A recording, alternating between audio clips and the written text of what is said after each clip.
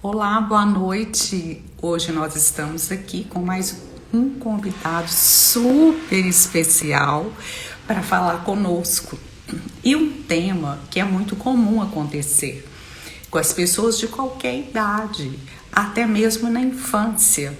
E nós vamos ter aqui conosco para falar sobre esse tema o Dr. João Faria, que ele é geriatra, e ele está indo agora, e eu gostaria muito desde já agradecer a todos que estão aqui e agradecê-lo também, porque já não... Oi, doutor João, como é que tá? Tudo bem? Boa noite.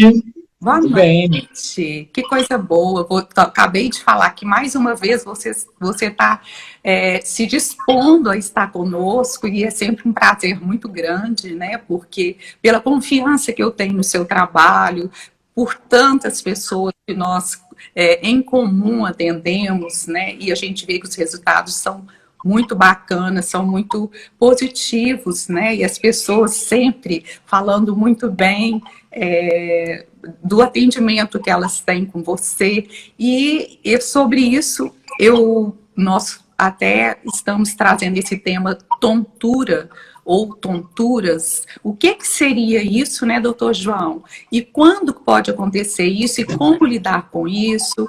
Em que situações as pessoas podem prevenir as tonturas ou as tonteiras, né? E o que significa? É um sinal? É um sinal de quê?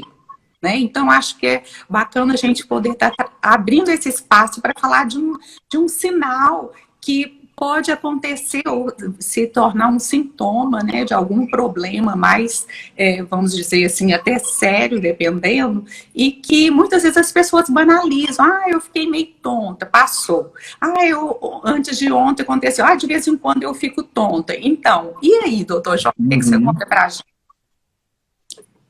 Tudo bem? Boa noite. Um grande prazer estar aqui com vocês, né? Ótimo. Atendendo aí o convite da Sumai, me deixou extremamente satisfeito. Para a gente falar sobre um tema bastante comum, que são as tonturas, né? Uma queixa extremamente comum em qualquer consultório médico, mas especialmente, né, no consultório do geriatra, do neuro, do otorrinolaringologista, né? São os especialistas que mais vão abordar essa queixa. É importante a gente conversar um pouco, porque como existem diferentes formas de tontura, e cada especialista trata, né, determinada forma, é importante para você ter um direcionamento. Quem que eu vou procurar, né, num primeiro momento? Os pacientes que já fazem segmento geriátrico, eles vão, por ter um vínculo de confiança, procurar a gente primeiro. Sim. Mas aquela pessoa que é mais jovem, ou que é um idoso que ainda não faz segmento geriátrico, vai ter uma ideia quem procurar, né? Sim. O tipo mais comum de tontura é uma tontura do tipo vertigem, que é uma tontura rotatória, é uma percepção do movimento, mas que esse movimento não existe, né? Então, é que a pessoa se desequilibra, muitas vezes cai, né? Ou às vezes gera um enjoo, um desconforto. E 90% das vezes essas tonturas são relacionadas ao labirinto, né? Que é ao órgão do equilíbrio. Tem algumas doenças que comprometem o labirinto, desde doenças genéticas até doenças associadas à alimentação, associadas ao diabetes, ao colesterol alto. E esses pacientes vão apresentar um episódio de desequilíbrio, algumas vezes vão cair, mais comumente o idoso, que já é mais frágil, né? Mas vão ter esse desconforto associado a enjoos, e muitas vezes eles vão precisar de tratamento medicamentoso. Essa é a forma mais comum. 90% das vezes as causas não são graves, são doenças relacionadas ao labirinto, que vão responder muito bem ao remédio por boca, ou a reabilitação, né, que é o tratamento para a causa mais comum, que se chama vertigem postural paroxística benigna, que o nome é feio, mas a doença não é feia, não. Então, a fonoaudióloga vai fazer um reposicionamento, vai fazer uma reeducação vestibular e a pessoa vai voltar a ter o equilíbrio bom. Naturalmente, existem formas mais graves, né? Algumas formas que eu vou ter que procurar um especialista mais rapidamente. Por quê? Porque quase 10% dos casos são associados a doenças neurológicas, muitas vezes graves. E aí nós temos algumas pistas para a gente saber quando é que eu vou procurar mais rápido, né? Ou vou aquele pronto atendimento, solicitar que o neurologista me avalie.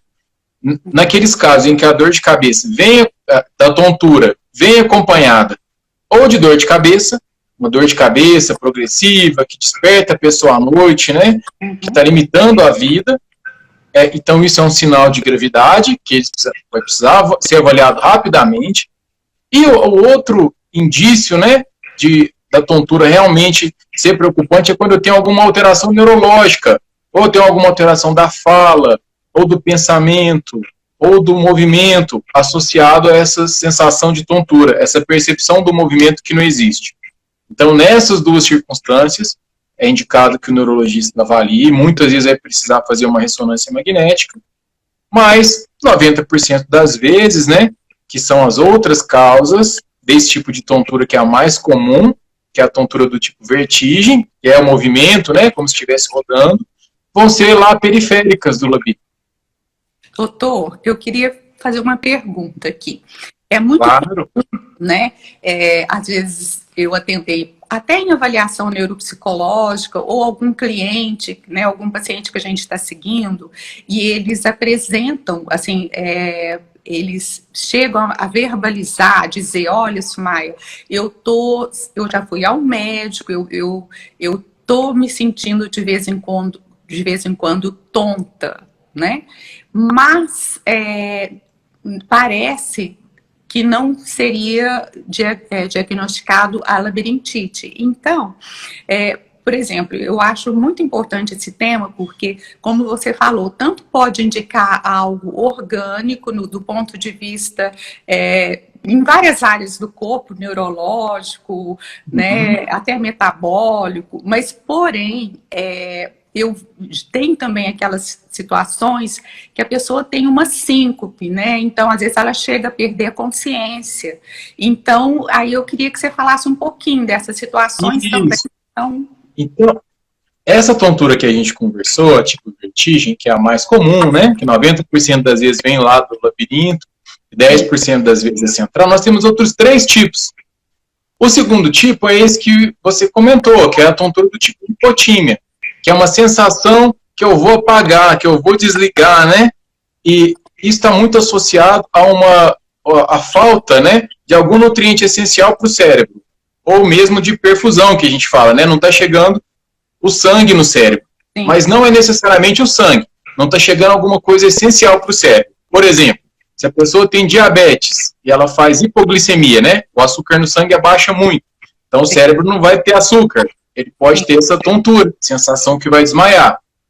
Mas, às vezes, ela tem a glicose, mas o sangue que carrega a glicose não chega no cérebro, porque tem uma artéria entupida no pescoço, ou no cérebro, ou a bomba do coração está falhando, e aí a pessoa vai apresentar essa tontura, que é uma sensação como se eu fosse desmaiar, apagar, muitas vezes tem turbação visual, né? Então, essa tontura do tipo hipotímia, ela deve ser avaliada inicialmente pelo cardiologista. Doutor João, e essa tontura também, eu já vi esse tipo de situação, eu já vi em quadros de pânico, de episódios de pânico também. Uhum. Isso. Aí o pessoal deve estar curioso, né, doutor João, mas quais são os outros 2 tipos, né? O senhor falou 2, a tontura tipo vertigem, que as coisas rodam, a lipotímia, que a doutora Sumaia abordou, né, que parece que vai apagar, né? Nós temos outros 2 tipos. O terceiro tipo é uma tontura que é muito comum no idoso muito longevo, 85, 90, 100 anos, que é a tontura do tipo desequilíbrio. Ele tem uma sensação de perturbação do equilíbrio, mas que não tem nada central com os órgãos, né, lá do ouvido interno, né, do labirinto, nem lesão no cérebro. Então, às vezes ele está com falta de massa muscular, ou está com uma perda de força por uma doença, uma sequela de um AVC, ou uma doença neurológica por diabetes nas pernas, e ele tem essa tontura do tipo desequilíbrio. E a que você se referiu é um quarto tipo, que é a mais traiçoeira de todas, e é que talvez seja mais erroneamente tratado, que é a tontura do tipo atordoamento. É o paciente que vem dizendo que ele tem um mal-estar na cabeça, uma cabeça fraca, né? Às vezes ele tem uma sensação ruim, de ruindade, é o termo mais usado, né? Uma ruindade na cabeça, um mal-estar. E você examina, faz exames cardiológicos, não tem nada, de equilíbrio não tem nada, o paciente anda bem, não está perdendo peso, ele está ótimo do ponto de vista físico. Mas a principal causa dessa tontura do tipo atordoamento, né, que é esse mal-estar que é muito subjetivo, né, a percepção do paciente, Sim. Quando a gente vai lá e palpa, faz exame e você não acha nada, é associado muito à depressão. A causa mais comum é quando você vai conversar, ele vai te contar que está mais triste, que deixou de ter prazer, que se sente culpado, que se sente pior, né? E é a causa mais comum desse tipo de tontura. É muito comum em alguns espectros de ansiedade, né? Então, no pânico, na ansiedade generalizada, é bastante comum essa queixa de tontura tipo atordoamento, e ela vai melhorar com psicoterapia, né? Com abordagem psicoterápica, com psicoterapia cognitivo-comportamental e com tratamento antidepressivo. Então, é uma tontura que melhora com antidepressivo, na maioria das vezes, né? Associado, claro, à mudança de estilo de vida, né? Evitar o estimulante na alimentação, higiene do sono. Mas essa tontura tipo atordoamento é a mais traiçoeira, porque por vezes o paciente chega usando 2, 3 tipos de medicamento para os outros tipos de tontura e realmente não tem resposta.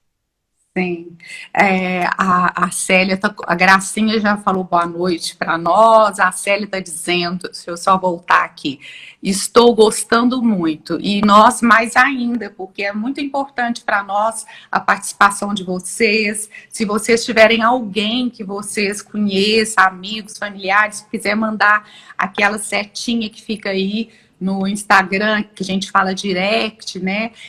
E chamar para vir aqui, para aproveitar essa grande e preciosa oportunidade que nós temos aqui, um profissional que tem muito conhecimento, muita experiência, uma excelente formação na geriatria, e eu tenho certeza que ele vai poder contribuir com muita gente. Doutor João, e outra coisa que eu vejo, que eu já vi, aliás, que às vezes me preocupa um pouco, são episódios que às vezes o paciente chega, né, eu sou neuropsicóloga, para quem não sabe, psicóloga, gerontóloga, e trabalho com ciências contemplativas, que também atua muito em todas essas áreas, então eu faço um mix, né, com o que deu certo, com o que eu testei em mim, deu certo, e que hoje vejo o resultado nos pacientes que eu acompanho, então, que é um trabalho diferenciado por causa disso, né, fruto dos quase 40 anos na área profissional. Mas então, eu vejo às vezes as pessoas dizendo assim, eu tive uma tontura, a hora que eu vi, eu fui perdendo a consciência, ou quase perdi a consciência, fiquei tonto, comecei a suar, frio, a minha cabeça começou a rodar, aí me levaram para o pronto-socorro, e foi diagnosticado lá, né, como, vamos dizer assim, uma crise, uma labirintite. Porém, existiria também a possibilidade de um ataque transitório isquêmico? Exatamente. O ataque isquêmico transitório, ele pode comprometer, né, várias funções, não necessariamente só o quadro motor de movimento, né? Traduzindo, nem sempre um ataque isquêmico transitório, que é o que geralmente a população não vai falar de começo de AVC, né? Vai só perder o movimento de um lado do corpo, né? De um dos lados. Então, você pode ter outras alterações, né? Você pode ter só alterações comportamentais, né? Agudas, que vêm e vão por quando o ataque isquêmico transitório. Você pode ter essa sensação de tontura, né? Durante o ataque isquêmico transitório. A gente tem algumas pistas para notar. Primeiro, geralmente esse ataque isquêmico vai estar acontecendo numa população que já tem um risco aumentado. Tem uma pessoa que já tem uma cardiopatia, já é diabética, já é hipertensa, tem o colesterol alto, fuma, né? Então essas pessoas vão ter um risco maior, vai levar o médico a aprofundar um pouquinho mais a investigação. Mas pode ser que a pessoa não tenha nada disso, mas ainda assim, devido à faixa etária e tal, isso. Ela pode... Exato, mas só a idade já é um fator de risco, né? Mesmo que a pessoa não tenha outras doenças, se ela tiver 85 anos, já é um fator de risco para a aterosclerose, né? Que é a principal causa dessas isquemias. Uhum. E tem outras pistas, né? Uma outra pista que a gente vai ter é que geralmente o organismo ele tenta se preservar. Então, quando eu estou tendo uma isquemia, o que acontece com a pressão arterial? Geralmente ela sobe. Para quê? Para tentar jogar sangue para aquela área lá do cérebro que está faltando sangue. sim, Então, muitas vezes, o paciente, na hora que ele chega, ele também vai ter uma alteração de hipertensão naquele momento, que muitas vezes, dependendo do nível, nem necessariamente vai ser tratado. E quando a gente fica na dúvida, só na avaliação clínica, no exame neurológico, você vai recorrer a exames de imagem, né? Então, você vai fazer a tomografia, algumas vezes ressonância magnética, algumas vezes vai precisar fazer Doppler das artérias carótidas, né? Mas aí tem que juntar todas as pistas para desvendar exatamente a causa. Apesar de ser um distúrbio muito comum, que a maioria das causas são simples, de tratamento simples, no meio delas está escondido realmente algumas doenças mais graves, não só as síndromes isquêmicas, mas também, por exemplo, os tumores cerebrais, né? Então, aquelas tonturas mais graves, que tem dor de cabeça, que tem piora rápida, que tem alteração motora, né? Muitas vezes elas estão se escondendo em um tumor cerebral, que aí quando você vai fazer a imagem, vai conseguir visualizar. E porque tem também, né, doutor João, por exemplo, no caso do ataque isquêmico transitório, por exemplo, eu já vi algumas publicações que falam que às vezes não conseguiu se constatar no exame de imagem, né, o ataque isquêmico transitório, mas a partir da avaliação neuropsicológica pôde avaliar algumas alterações sutis, mais ligadas à parte executiva, à parte atencional, quer dizer, mais ligado ao lobo frontal, né? E nós temos 2 casos. Eu não sei se você vai se lembrar, cara. Tem 2 casos, um inclusive de um colega médico, que tiveram aquela sensação, não foi bem tontura, foi aquele episódio de branco. Sim. Né? Ficou perdido, que esqueceu onde estava, que esqueceu as coisas, e foi diagnosticado inicialmente no pronto-socorro como ansiedade, né? E que ele foi ao consultório e na ressonância magnética, ele foi submetido à avaliação neuropsicológica, ele tinha uma perda de memória típica de Alzheimer, de memória recente, principalmente, né? Só que começou de uma maneira súbita, que não acontece no Alzheimer, que não existe Alzheimer agudo, que começa em um dia, uma semana. E a avaliação neuropsicológica você tinha notado que ele tinha perda hipocampal. E quando ele fez, aí a gente fez ressonância, eu pedi para o colega que é especialista em neuroimagem olhar, ele tinha tido um AVC de hipocampo, muito discreto, né? Então ele tinha tido uma isquemia caprichosa na região da memória. E algumas vezes esses AVCs só vão aparecer também por um tempo que a imagem de ressonância fica melhor. E se você perde essa janela de oportunidade, às vezes passa batido o diagnóstico, né? Então, esses 2 casos que nós temos estão documentados na avaliação neuropsicológica. Se você olha sem saber a história, no testezinho lá, só memória recente prejudicada, a gente até vai pensar, deve ser Alzheimer. Mas ele te conta que há um mês tocava no escritório, sozinho. E aí você vai ver que não é, né? Aí, quando você conversa com o radiologista para ele observar realmente essa área, aí 2 casos. Um, com certeza, você fez a avaliação neuropsicológica. Eu que a gente acho documentou. que nós já tivemos alguns casos em comum. Doutor João, eu estou achando muito interessante essa conversa nossa, porque muitas vezes as pessoas não têm a oportunidade de falar disso. Então, tem várias possibilidades de quando a pessoa apresentar esse sinal, ela... daí a importância dela não ficar banalizando, dela buscar ajuda médica exatamente para ser investigado, porque aquele velho ditado, antes prevenido que remediar, e tem muita situação que é passível de prevenção, desde que ela seja vista logo, porque como você falou, tanto pode ser um momento de muito esgotamento mental, né? Nessa época que nós estamos, que a pessoa realmente vive desafios delicados, que ela acha que não vai conseguir, que ela não vai dar conta, e sente extremamente pressionada por vários tipos de situações que ela pode estar vivendo, e ela mesma pode se pressionar a dar conta de coisas que no momento não seriam até humanamente compreensível, ela não dá conta, mas ela acha que tem que dar conta, e isso, ela até fala, minha cabeça vai arrebentar, né? Então, isso eu acho que, como você falou, daí a importância dessa sensibilidade do profissional, como é a que você tem, né? De também recorrer e lançar mão de outras ajudas profissionais para que você tenha mais, vamos dizer assim, segurança para você ajudar seu paciente. Sem dúvida. Tem diversos pacientes, né? Claro que a imensa maioria dos casos o tratamento é simples, né? Você vai tranquilizar o paciente, em poucos dias ele vai estar bem. Mas o mais importante, na verdade, é você tirar aqueles casos que existe, por exemplo, uma síndrome de Meniere mais grave, que eu vou precisar que o otorrino acompanhe, né? Então você vai tranquilizar aquela família, vai direcionar. Sim. O caso que você suspeita que seja uma lesão central, né, tumoral, você vai já direcionar para o colega neurocirurgião para fazer avaliação. Então, é muito importante, hoje em dia, do ponto de vista médico, você ter uma rede, né, de profissionais que você confia, que você sabe que vão dar um bom atendimento para o seu paciente, para complementar, porque é impossível saber tudo que há para ser sabido, né? A gente sabe um pouco e temos que saber os caminhos, né? E às vezes a gente resolve e algumas vezes você indica o caminho adequado. Porque senão o paciente vai lá no convênio, ele vai no médico, não, isso não é comigo, vai no outro, não é comigo, vai no outro, não é comigo, até um dia ele acertar. Por isso então, que eu acho muito importante a geriatria e a gerontologia, né?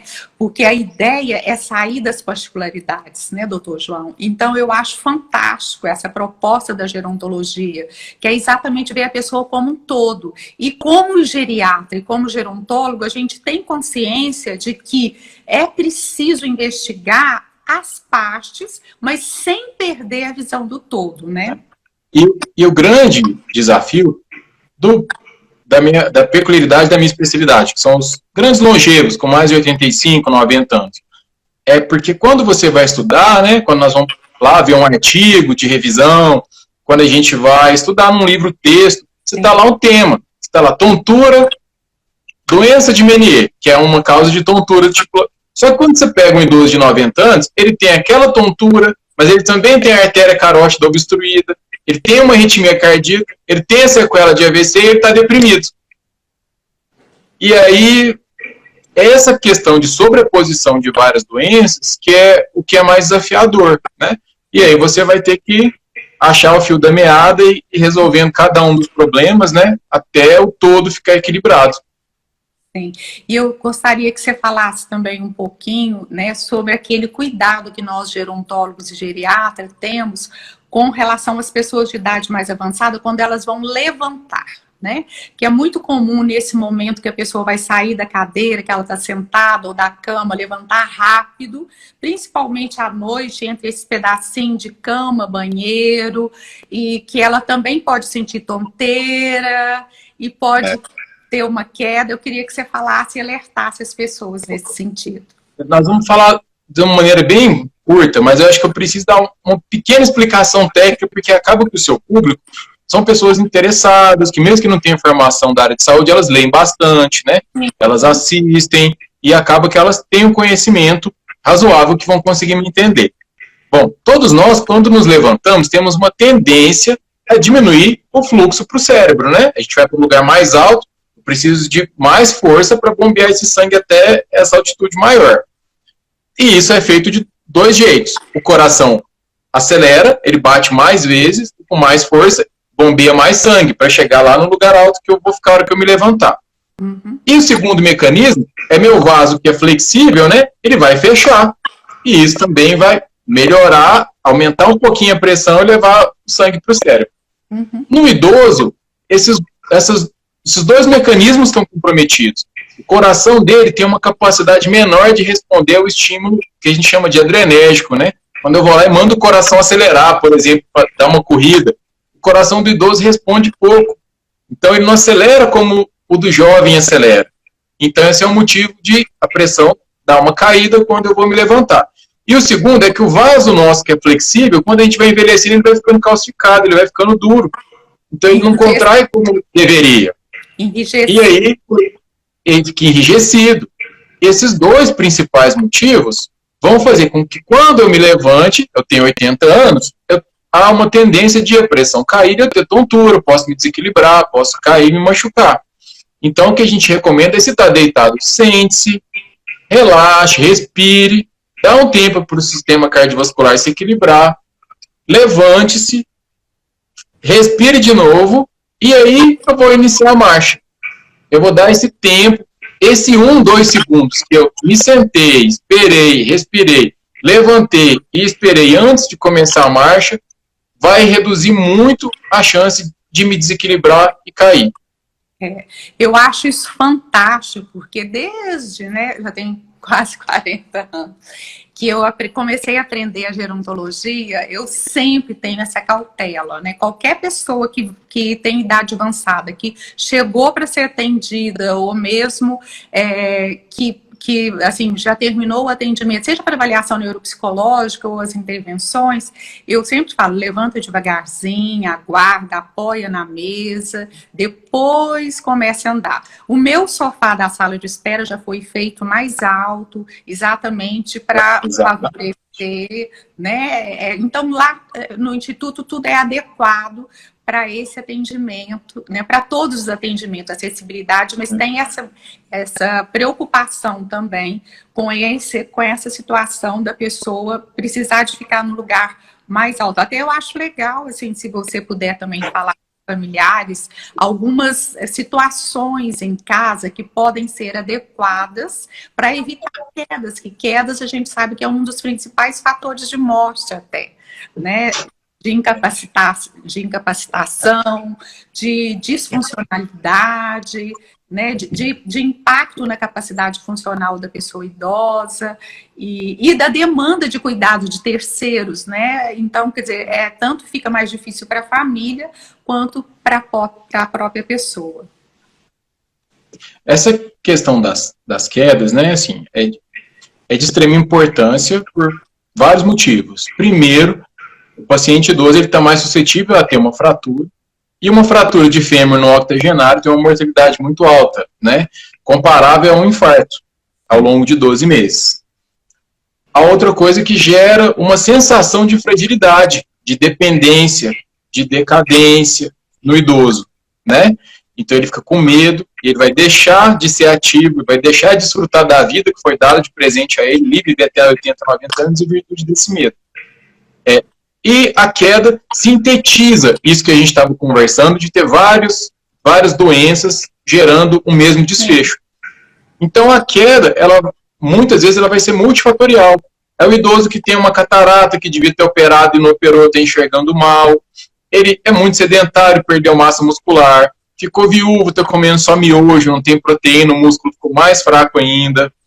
Ele não teve orientação e está cheio de obstáculo pela casa, que ele pode tropeçar, né? E ele, às vezes, está usando uma quantidade de diurético maior do que o ideal para ele, está tendo quedas de pressão periódicas que geram essas tonturas. E aí, somando o enxergar mal, o ambiente desfavorável, a musculatura ruim e as tonturas pela pressão baixa, que muitas vezes é causada pela ação do médico, eu tenho aquele desfecho desfavorável, que é a queda. Então, quando eu vou investigar uma queda, ou vou agir, que é o ideal, chegar antes do idoso cair, nós vamos ter que checar cada um desses passos. Então, nós vamos verificar na casa se não tem fio, se não tem obstáculos no caminho, no trajeto onde o paciente passa. Nós vamos pedir para que não mude a disposição dos móveis, para que ele tenha onde se apoiar no caso de acontecer algum desequilíbrio. Nós vamos orientar o calçado adequado. Nós vamos checar se a pressão dele cai quando se levanta e vamos tomar medidas para isso ser corrigido. Se a acuidade visual está ruim, vai ser encaminhado ao oftalmologista para ser corrigido, né? Se ele tem uma tontura por uma doença vestibular que está sem tratamento, nós vamos iniciar o tratamento. Ou caso necessite de uma atenção especial para o otorrino, especialista em equilíbrio, né? Então, essa queda é igual ao acidente de avião. Geralmente não tem uma causa. Tem várias causas que juntas geram aquele evento desfavorável, né? Então não tem uma saída mágica que você vai lá dar aquela receitinha de bolo única que vai resolver para todo mundo. Nós temos que fazer a avaliação que o gerontólogo geralmente vai fazer super bem, que é de identificar cada um desses fatores e atuar da melhor maneira possível em cada um. respeitando a cultura daquele paciente, o que ele gosta, o que ele acredita, o que ele precisa, o que ele pode comprar para deixar o risco menor e, se ele teve o evento, não voltar, né, a cair. E outra coisa, doutor João, dentro desse aspecto, acho que tem, como você falou, as causas podem ser muito variadas. Porém, existem algumas situações que a gente sabe que podem ser evitadas. Por exemplo, o uso de tapetes. Né? Então, assim, os móveis que tem, no caso, as mesas que tem a ponta, né? Então, assim, o ideal seria locais que tem a ponta arredondada, a questão do tapete antiderrapante, de preferência não ter tapete, mas não se ter tiver tapete derrapante no banheiro. No banheiro, a gente colocar um piso, porque mesmo o piso que tem uma aderência razoável, principalmente a idosa, quando passa o condicionador, aquele piso vira um sabão, ele escorrega muito. Então, a gente fazer um revestimento que realmente impeça de ter escorregões, né, quedas no banheiro. O sanitário, então, naquele idoso que tem mais dificuldade de se levantar, a gente elevar o sanitário, vai diminuir a chance dele cair para trás e bater a cabeça ou cair para frente. A altura da cama, né, que não só o médico, né, o médico geriatra, quando eu vou atender domiciliar, eu olho, mas o fisioterapeuta também olha, qualquer profissional de formação gerontológica vai olhar, né? Então, acho que acaba que a gente, quem é gerontólogo, quem trabalha nessa área, o geriatra, a gente acaba que treina quem trabalha com a gente a parte médica, e a gente aprende um pouquinho do psicólogo, um pouquinho do terapeuta ocupacional, um pouquinho do fisioterapeuta, né? Para perceber essas coisas e direcionar. Então, às vezes, então acho que todo mundo, às vezes o psicólogo vai lá fazer avaliação no paciente que está com luto patológico para dar um suporte, ele nota, ele já vai direcionar. Sim, eu acho interessante, doutor João, e ao mesmo tempo acho que fico até um pouco triste, porque são muito poucos gerontólogos ainda, né, doutor João? Muito pouco profissionais, psicólogos, terapeutas ocupacionais, fisioterapeutas. Então, assim, todos os profissionais não geriatras, não médicos, que no caso se especializariam ou fazem a graduação de gerontologia, ainda o número desses profissionais com esse conhecimento, com essa formação, o Brasil só crescendo o número de idosos, mas eu acho que ainda é muito pouco, porque uma coisa é você ser um clínico geral, outra coisa é você ser um geriatra, uma coisa é você ser um psicólogo, outra coisa é você ser um psicólogo e gerontólogo, ou especialista em gerontologia, então tem uma diferença grande. Eu já falei em live, mas assim, como gerontóloga, que há muitos anos eu sou, principalmente também quando eu vou a domicílio, eu também olho tudo, né? Exatamente. Por exemplo, eu não me esqueço uma vez que eu fui visitar uma senhora, ela morava sozinha e eu cheguei, naquela época nem existia, não se falava em atendimento domiciliar, mas a própria profissão, eu fui me abrindo ao que as pessoas precisavam, né? Eu lembro que o primeiro trabalho de atendimento domiciliar, num congresso de geriatria e gerontologia, eu que apresentei. Então, foi exatamente o relato de uma experiência que eu vivi. Então, eu lembro disso, e é muito comum fazer o atendimento domiciliar pelo tipo de paciente que a gente atende, às vezes é camada, né?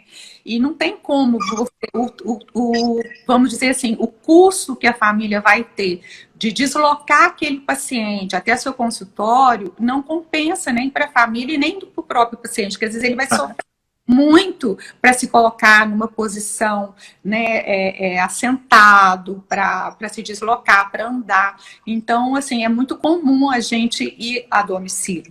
Mas eu não esqueço... E só te interrompendo, sem interromper, só complementando, é que, às vezes, parte da intervenção terapêutica, tanto médica, quanto fisioterápica, quanto neuropsicológica, é transformar o ambiente, adaptar o ambiente à necessidade daquele idoso e que você não tem como tirar essa informação, abstrair isso no consultório, né?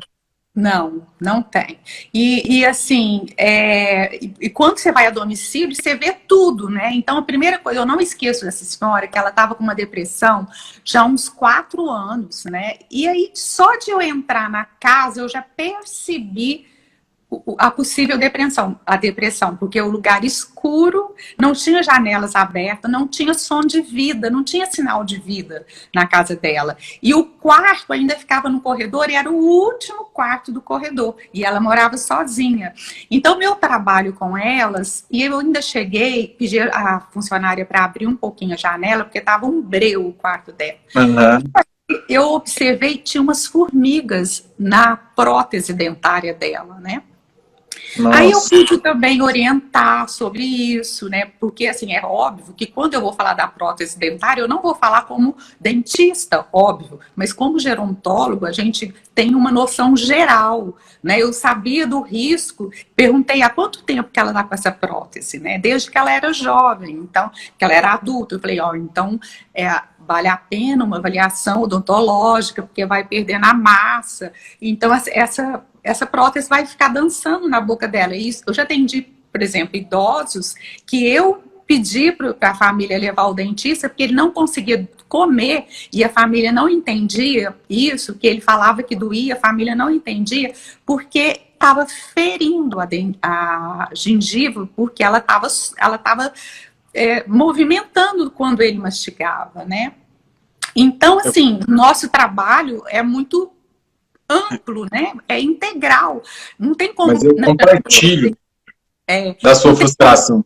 não tem como na gerontologia a gente olhar só a saúde, por exemplo, eu como psicóloga, a saúde mental, os Não sentimentos, as tem. emoções, não tem, a gente olha tudo. E aí, à medida que eu fui trabalhando, foi tão lindo esse trabalho, que à medida que eu fui trabalhando, porque sempre a gente orienta a família, né?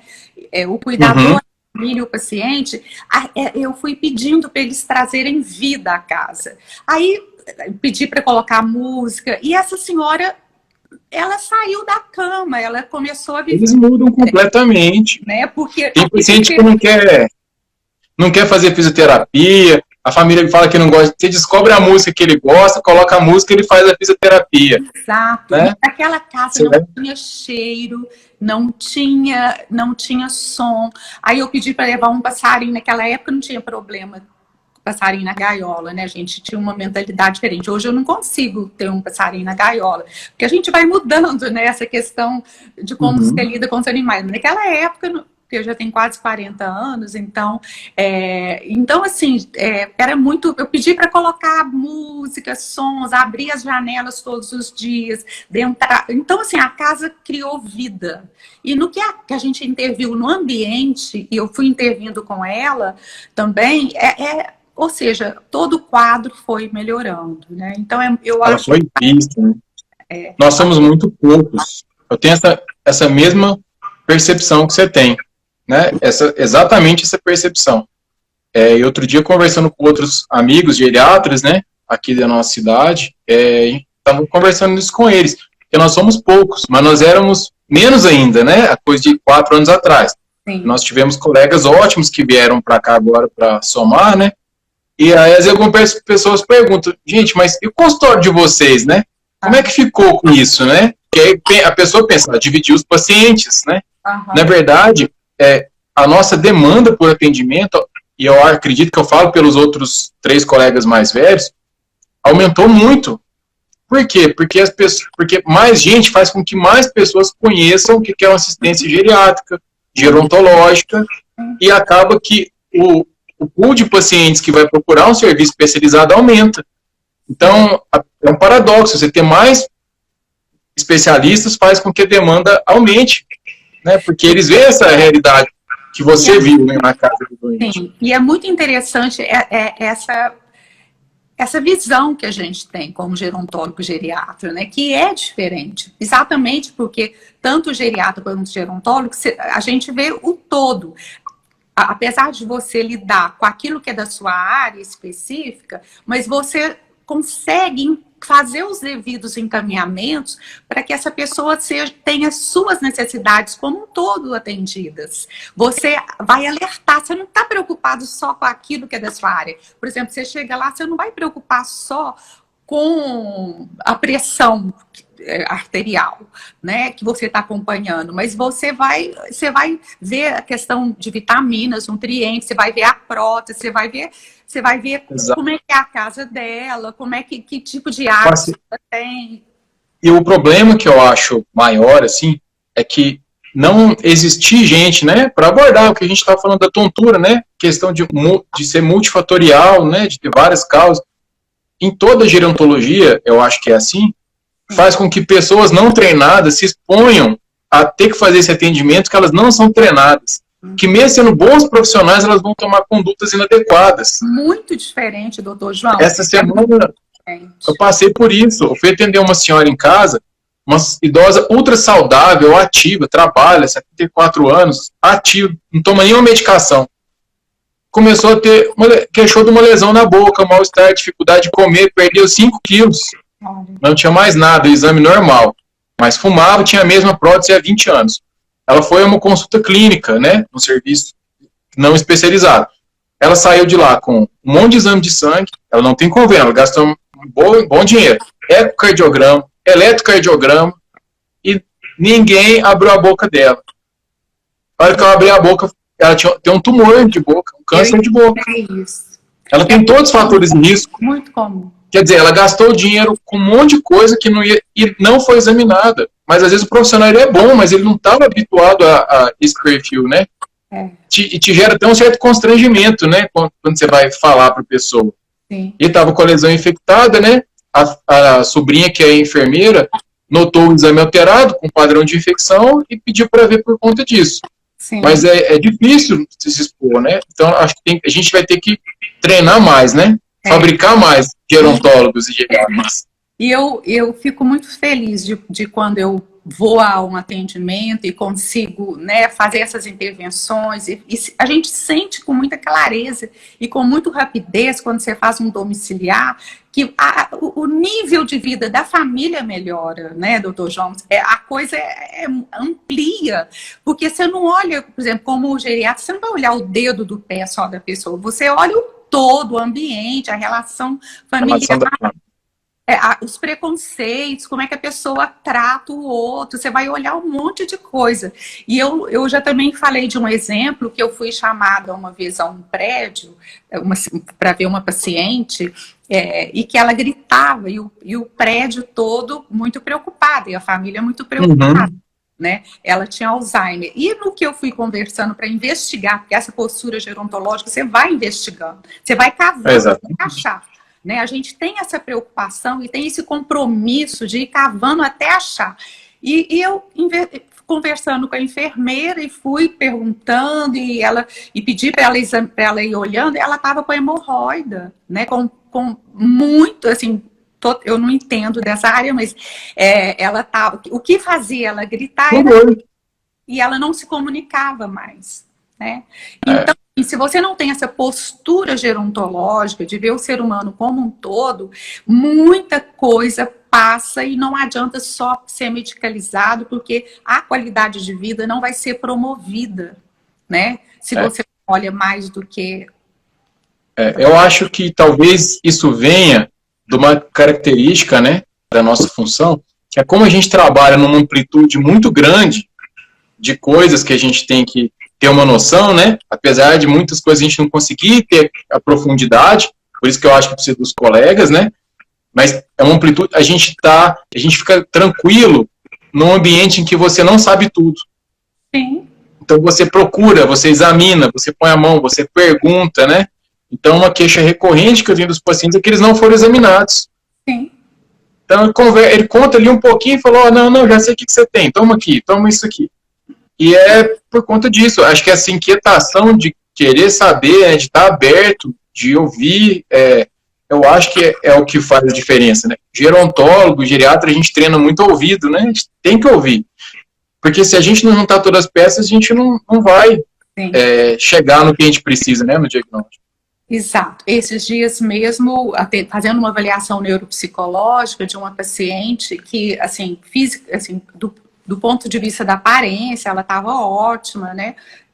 Tinha uns sintomas, a investigação tinha a ver com tem ou não demência, o que ela sentiu é ou não demência, mas, na verdade, durante a avaliação, eu suspeitei de uma coisa muito discreta, que era um déficit sensorial auditivo, né? E pedi para que ela, inclusive no relatório, eu pedi que fosse investigado. Mas, assim, uma coisa muito discreta. E não é que ela foi, né, o profissional que encaminhou achou que nem precisava, porque ela estava ouvindo bem, tudo. Mas aí, no que ela foi, aí ela realmente, inclusive, vai ser necessário corrigir o déficit, colocando o aparelho. Então, é o que você falou, eu acho que isso é fruto da nossa formação, né? E por isso que eu sempre falo para os meus pacientes sobre a importância de ter um geriatra, porque o geriatra vai ver a pessoa como um todo, né, doutor João? Mesmo que a pessoa precise, já tenha um especialista que cuide de determinada área da saúde dela, mas o geriatra, ele tem essa condição de unir tudo, de ser uma unidade, de ter esse olhar, ao mesmo tempo que específico, amplo, né? Eu acho importante e a outra coisa é ter a sua rede, né? Dos seus profissionais de confiança, né? Tenho alguns colegas médicos que eu tenho plena confiança, a maioria aqui em Uberaba, mas alguns em Ribeirão, onde fiz minha formação também. Certamente é assim, você deve ter muitos colegas daqui, né? Mas você deve ter também em São Paulo, fora, pessoas que, por alguns casos específicos, você já fala, olha, esse caso é para essa pessoa. Você já liga, né? Então, eu acho que isso é importante. E essa coisa a gente não sabe tudo, né? Não. Então, é de procurar e, muitas vezes, compartilhar, né? O diagnóstico ali com outro colega. Mas a tontura, eu acho que exemplifica bem isso e faz um paralelo com as quedas. Existem muitas causas, né? E desde coisas muito simples até coisas graves. Então, fica aí o alerta, né? Só queria lembrar, porque eu vi que muita gente aqui que eu conheço entrou depois, né? Então, e que algumas pessoas já tinham me perguntado antes, doutor, mas quanto tontura é perigoso, né? Então, se você chegou a ficar tonto a ponto de desmaiar, se você tem sensação que vai apagar, né? Durante um esforço, ou mesmo durante mudança de movimento, isso é uma coisa recorrente, é importante. Vá no geriatra ou vá no cardiologista, que vai te ajudar muito. No caso de você ter uma tontura, que as coisas rodam, você fica desequilibrado, e junto com essa tontura, vê alguma mudança de movimento, de comportamento, ou uma dor de cabeça que está te limitando, está progredindo, é importante procurar logo a assistência médica, e se tiver que escolher um especialista, um neurologista, nesse ponto que esses dois são sinais de alerta importantes. Tá? As demais, geralmente, um bom clínico, ou mesmo na unidade de atendimento do seu plano de saúde, vai conseguir ser resolvido e direcionado, tá bem? Só não fique sofrendo em casa sozinho, sim, porque senão você vai cair, vai ter uma lesão, e aí o tratamento vai ser mais complicado, tá bom? Então aproveite enquanto teve só a pista e vamos resolver, né, antes de ter um desfecho desfavorável. Eu acho que o mais importante é cultivar o autocuidado, né? Então, você pensar sobre a importância de você estar conectado com você. Estou falando para quem está aqui, né? Então, assim, porque se a pessoa, às vezes nós, até pessoas não idosas, por exemplo, pessoas de 40 anos, 50 anos, assim, do ponto de vista cronológico, não seria encaixado ainda em vamos falar assim, como idoso, mas nós precisamos de entender que às vezes o estilo de vida da pessoa é um estilo de vida que ela faz tudo no automático e para ontem, né? E isso também pode fazer com que ela não preste atenção no que está acontecendo com ela, como que está o corpo dela, o que o corpo dela está pedindo, que necessidade precisa de ser atendida, que se ela está tendo alguns sinais, que frequência com que esses sinais estão ocorrendo, e como você falou, doutor João, porque dependendo do sinal que a pessoa tem, ela tem que buscar ajuda rápido. Dependendo do sinal, ela tem que ver se ele volta a acontecer. Então, assim, na dúvida, é melhor procurar, né, para identificar o tipo de sinal, porque, por exemplo, um tipo de problema, né, que a pessoa começa a ter dificuldade, por exemplo, de equilíbrio, né, ou para andar também, que tem a ver, vamos falar assim, de uma certa com a tontura, tem muitas tipo de desequilíbrio. Exato. Tem muitas causas, como você falou, desde uma possibilidade de um tumor, e às vezes nada a ver com isso, mas pode ter a ver com a labirintite, Um medicamento. Medicamento, pode ter uma neuropatia, né? Então, periférica, então ela é um outro problema. Ela pode simplesmente, com a pandemia, não ter feito atividade física e perdeu uma quantidade de massa. Então, assim, ou ela levantou rápido. E aí, né? Eu acho que é outro legado, é um legado positivo que a gente vai ter dessa pandemia, que é a videoconsulta, a consulta à distância. Que para geriatria, eu acho que, na imensa maioria das vezes, não é adequado. Eu acho que você conversando, examinando, solicitando exame, nem sempre você dá a melhor conduta. Só a distância, né, você perde todo esse... Mas para isso, para essa finalidade, de você ter uma opinião e o médico te dizer, olha, Sumai, isso é uma coisa tranquila, não tem nenhum sinal de gravidade no que você me contou, pode esperar, agende uma consulta daqui tanto tempo, ou tome esse remédio que vai melhorar seu desconforto, ou, olha, esse seu sintoma chama atenção, precisa de uma investigação rápida, você vai marcar uma consulta presencial essa semana. Sim. Então, para isso, para te direcionar para um diagnóstico rápido, ou para te tranquilizar, eu acho que a consulta por vídeo, ela ajuda muito. Sim. E ela possibilita te conectar com especialistas que às vezes você não teria acesso, que não tem na sua cidade, que não tem na sua região, ou que não teriam como ter uma agenda presencial para atender tanta gente, né? Sim. Então, para esse objetivo, eu acho que a consulta à distância ajuda muito. E eu acho assim, sabe, doutor João, sobre a importância de as pessoas se abrirem para o online, né? Por quê? Porque daqui para frente, gente, querendo ou não tem como retroceder, não tem como voltar atrás. O presencial é bem bacana, por exemplo, estou vendo a Marilu ali, né, ótimos esclarecimentos, parabéns aos dois, já teve vários elogios para o doutor João. Graças, dona Marilu. Né, e eu tô com muita saudade da Marilu.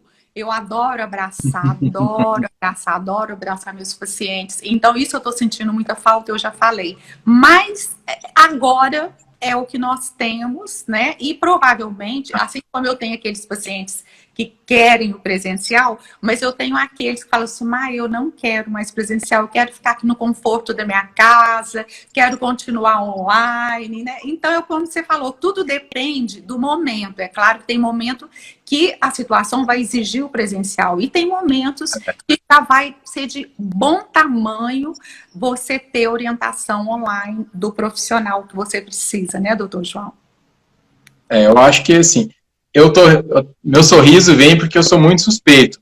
Eu tenho muita dificuldade, realmente. Tem muito paciente que demanda, assim, de fazer consulta por vídeo, eu não acho legal. Eu tento achar alguém ali próximo que pode dar o suporte para ele. A não ser que eu já conheço muito, que às vezes está morando muito longe mesmo, que é impossível. Mas eu tenho uma certa dificuldade. Eu tenho uma certa fobia dessa coisa da... Mas, realmente, a gente tem que saber identificar que transforma, não vai retroceder, a gente vai ter que se adequar, né? E agora o que eu acho é que tem que achar onde funciona bem, onde não funciona tão bem, né? E a gente abraçar o que vai trazer benefício. É o que você falou, eu acho que não dá para ficar fechado. Por quê? Porque as coisas mudaram e ponto, né? E ponto. Então não tem como voltar. Mas ter o bom senso, né? E também creio que daqui para frente vão ser criados muitos outros caminhos, muitos outros canais que vão favorecer o online também, né? Porque eu imagino que as pessoas vão investir muito nisso, né? Por exemplo, fora do Brasil, por exemplo, meu irmão mora em Portugal. Lá eles só fazem chamadas online, né? Então eles já criaram uma rotina, principalmente agora na pandemia, desde o início, era uma coisa assim muito normal, ninguém questiona isso. E por quê? Porque eles também vão desenvolvendo habilidades para que eles tenham as informações que eles precisam para estabelecer um diagnóstico, ou mesmo para resolver, assim, como se fosse pronto-socorro, né? Emergencialmente a situação. Né? A minha restrição maior é porque, como muitos têm demência, né? A gente não tem a história, né? Então a gente depende muito do exame desses pacientes, de pegar, né? Mas é mais por isso, mas eu acho que é um caminho sem volta. Eu também gosto muito do contato presencial, para falar a verdade, mas eu acho que a gente tem que estar aberto, né, às mudanças, que a vida é assim, né, nada é para sempre, nada é estável, nada é permanente. Eu acho que isso é bem o que a gente vive no dia a dia, né? Então vamos abrir, mas vamos ter cautela para diferenciar o que é possível e daquilo que não vale a pena também, né? Mas é isso, doutor João. Acho que a gente vai precisar de despedir de todos, que o nosso tempo está bem no finalzinho. Várias pessoas mandaram falando que está com saudade de você. Passaram aqui falando da saudade do meu médico, doutor João. E eu imagino mesmo que tem muita gente com saudade. E é isso, doutor João. Eu sou super grata por mais uma vez você vir. Eu quero ver se a gente... Foi um grande prazer. E eu quero ver se a gente volta. E também, quem estiver aqui, se quiser mandar sugestões de assuntos, ou direto para o doutor João, ou direto para mim, a gente pode, né, doutor João, fazer uma live que vá de encontro àquilo que a pessoa precisa, aquilo que ela quer saber, seja no papel de cuidador, porque às vezes a pessoa é cuidadora, né? Parabéns, obrigada. Valeu demais. Deixa eu só ver aqui que passou. Pelas orientações. Quem está falando é a Cláudia. E então, várias pessoas, doutor João. Então, eu gostaria, doutor João, de dizer que as pessoas podem também falar com você e a gente cria essa live, né? Eu agradeço demais a todos vocês. Foi um prazer muito grande tê-los conosco e especialmente ao doutor João, que mais uma vez veio entregar tanto conteúdo, veio informar tanto, orientar tanto, e é o que a gente precisa, né, gente? Porque tem muita coisa acontecendo no nosso próprio corpo e a gente não se dá conta, né, da importância de estar alerta, da importância de buscar ajuda. Então, por isso que a gente está aqui. Obrigada mesmo, viu? A Roberta também está mandando, está falando, doutor João, excelente profissional, com certeza, Roberto, por isso que ele está aqui conosco. Obrigado, né? Imagina. Pela terceira vez, né, doutor João? Vamos acontecer, né, se Deus... Uma cadeira cativa aqui. Muito obrigado, tá? A todos, boa noite. Fiquei muito satisfeito com o convite, Sumaya, foi um prazer. Eu acho que nosso trabalho também é educar, né? É uma parte muito importante do nosso trabalho de profissional de saúde. Está sempre à disposição. Um abraço a todos. Obrigado pelo carinho, por todas as mensagens. Não consegui responder todo mundo individualmente, mas aí um grande abraço a todos. Muito obrigado mesmo pelo carinho, tá? Eu vou desligando e um tchau para todos. Uma excelente noite de sono, né? Que todos tenham e amanhã um ótimo dia. Beijo a todos. Doutor João, muito obrigada, viu? Obrigado.